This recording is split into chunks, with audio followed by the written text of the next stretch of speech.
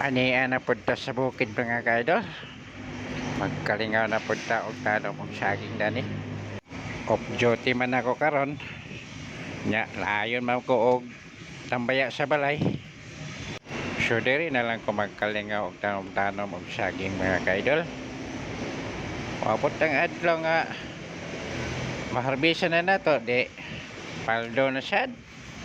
Og nindot po kayo itanom karon kay ting-ulan naman.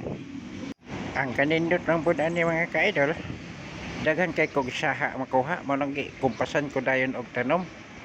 Kay sayang kayong saha mga kaidol og di nato makuha og matanom. Ay dili man sing nga sayang.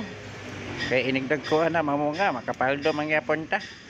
Pero mas mayo magitong matransfer nato og tanom kay makasiad siya ba. Pagabot sa pipila ka adlaw ni mga kaidol gikan pagtanom sa akong saging.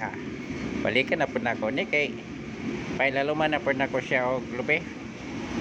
Pila ra bay tuig ba? Pag-abot sa panahon nga katuig mong gipang tanom, nga pwede na dahil hindi mo maharbisan, malipay po baya ka.